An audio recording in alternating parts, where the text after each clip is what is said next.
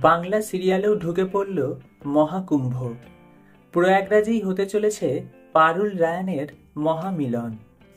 দর্শক টানতে দারুণ স্ট্র্যাটেজি বাংলা সিরিয়াল পরিণীতার। এমনিতেই 25-এর গোড়া থেকে এই ধারাবাহিক টিআরপি তালিকার শীর্ষে রয়েছে। সেরার মুকুট ধরে রাখতে এবার নতুন চমক দিতে চলেছেন নির্মাতারা।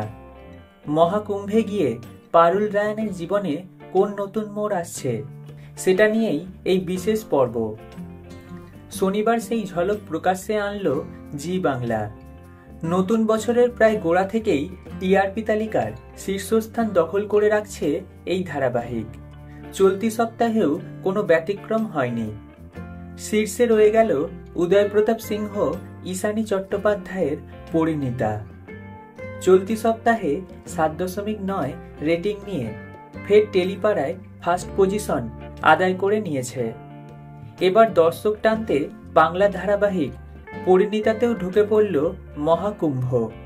খাস কলকাতাতেই এক টুকরো প্রয়াগরাজ সাজিয়ে তুলেছেন নির্মাতারা। প্লট কিরকম? চ্যানেলের তরফে প্রকাশ্যে আনা প্রোমোতে দেখা গেল চুক্তিমাফিক রায়ানকে ছেড়ে বাপের বাড়ি বাঁকুড়ায় ফিরে গিয়েছে পারুল। শ্বশুর বাড়ি থেকে চলে আসায় তার যেন মন খারাপ না হয়, দাদা গোপাল তাকে সান্ত্বনা দিতে থাকে। শেষে শান্তির খোঁজে মহাকুম্ভে পাড়ি দেয় পারুল।